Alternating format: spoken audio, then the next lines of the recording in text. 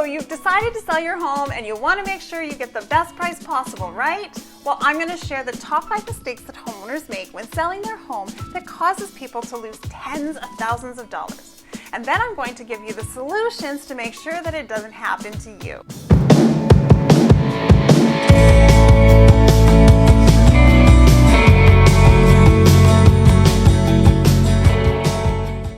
Hello and welcome back to my channel. My name is Dania and I'm a realtor with NuVista Premier Realty right here in London, Ontario, and I get calls and emails every single day from people just like you who are looking to move in and around the city of London and surrounding areas. If you want to know everything there is to know about working, playing, eating, the good and yes, the bad about London, Ontario, well, subscribe below. I provide valuable information about Southwestern Ontario to help you find the right place for you and your family. Go ahead, tap the bell for notifications so you can be the first to know about the current market here in London. I absolutely love connecting with people and helping them. Whether you are moving in the next 30 days or 3 months, just give me a call, shoot me a text, send me an email, and we can get you started on finding the right space for you. All my contact information is in the description below as well, and you have a link as well to schedule a Zoom call with me today. Feel free to leave me a question in the comments about what you want to know about the area or real estate information. And if you're watching this video and looking for a realtor in another city, province, state, or country, well, I have a large network of top producing agents that I would be happy to connect you with. Today, I'm going to talk about the top 5 biggest mistakes that homeowners make when they're trying to sell their home. Now, before I get into the content, I want to share a story about one of my clients who sold their house for over asking in less than a week. They followed my advice and saw multiple offers on offer day for over asking, which ultimately fetched them the highest price historically paid in their condo building. We found their new home prior to selling, and then they took the time to clean it and stage the unit with a professional stager, making the home attractive and available to buyers at all times. They trusted me, and I guided them through my process of selling, and in less than 7 days they sold for over the asking price. And I say this to show you that having a realtor who follows a blueprint that will work to maximize the amount of money you get for your home and who has a proven method that will market your home to the right people at the right time for the best price possible is for your own benefit. Now let's get into today's topic. Some of the biggest mistakes homeowners can make when selling their home happen when they don't work with an experienced agent. I'm here to ensure that you don't make those same mistakes. Mistake number 1, selling the house on your own or with a discount broker. In an attempt to keep costs low, many first-time homeowners are inclined to try and sell the house on their own or work with a discount broker. The issue with a discount broker is that the broker won't make enough money from you to execute an effective marketing campaign and sell your home at the maximum price. I want to preface this conversation by saying that before I became a realtor, I attempted twice to sell my home without an agent, once completely on my own and once with a discount broker. Both times I failed and resulted with my husband and I reaching out to an agent to list our home and successfully sell the property. I learned quickly that having an experienced agent with tools to market and negotiate on my behalf far outweighed the mindset that I had that I would be saving money. Because in the end, I actually wasted a lot of money on subpar marketing and lack of understanding in the market. Now, if you try and sell your home on your own, you will save money on the selling agent's fees, but you will make a lot less money on the sale of your home. And the numbers prove that this is not a good financial decision.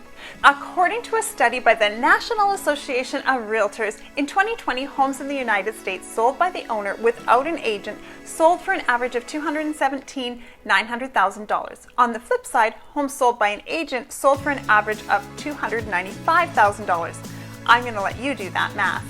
Not to mention that there are lots of steps that go into selling a home, and it's likely that you do not have time to manage all of those steps on your own, especially if you have a career and a family to manage as well. Remember that your agent has marketing tools that are not accessible to you as a consumer, and they are actually making a financial investment in you before they even market your home. This is why 89% of the home sellers choose to work with an agent in the end, including myself. But 11% don't, and in the end they end up losing money to do a lot of work. So unless you like leaving money on the table and working another job, I suggest you take the chance and sell with an agent. I want to tell you as well about some past clients who came to me after they sold their home to a friend who promised him he was giving them fair market value for their townhome. Well, they didn't understand the current market. They didn't understand the strategies for marketing, and they trusted that friend. In the end, they found out that they had literally lost over $100,000 and could no longer afford to purchase a new home, leaving them as tenants through their retirement. I don't know about you, but that's not exactly the picture I anticipate having when I'm spending my golden years. Mistake number 2, investing in the wrong renovations. It's worth noting that not every single renovation that can be done should be done. To ensure that you're not investing in unnecessary home projects, talk to a realtor like myself first. It's because we know what buyers are valuing. We're talking to them every day. We can tell you the things like which kitchen styles and finishes are in demand, what floors people want, what colors make people happy, and so much more. And listen, I totally get it. It's your house. So on one hand, you need to do you, but there are a variety of options when it comes to increasing the value of your home. And I am sure you can find something that fits your style. There are also certain additions, changes, and renovations that can actually decrease the value of your home. But your agent will know all about that. This is a simple step that can save loads of time and money. So please reach out to me if you have any questions. I'm happy to help. Mistake number 3, neglecting repairs and maintenance. Neglecting repairs and maintenance on the property before it goes to market is a common mistake among first-time sellers. This is a huge oversight because it means buyers will see these damages as inconveniences. Trust me, I know, I work with the buyers. They are far more likely to perceive the minor maintenance as large maintenance and overestimate how much it will cost to repair it. This will result in the buyer maybe taking your property off their list or offering you a disproportionately less money for the home. To avoid this mistake, make sure you take care of all those little things. Things like small holes in the drywall, scuff marks on the paint, uneven baseboards, broken lights. These small damages are cheap to repair, but if they're left unaddressed, these damages could actually wind up costing you tens of thousands of dollars. Mistake number 4, being uninformed about mortgage penalties. Before you get deep into the selling process, be sure to address your existing mortgage situation. To do this, there are a few questions you're going to want to ask your banker. How much is left on my current loan, and am I able to pay it off early? Are there stipulations in my agreement around that? Am I in good financial position for my next home purchase? And be sure to ask that you qualify for your next mortgage on your new home. This is one of the most important things that any homeowner should keep in mind when they're considering selling a home. Mistake number 5, not using professionals.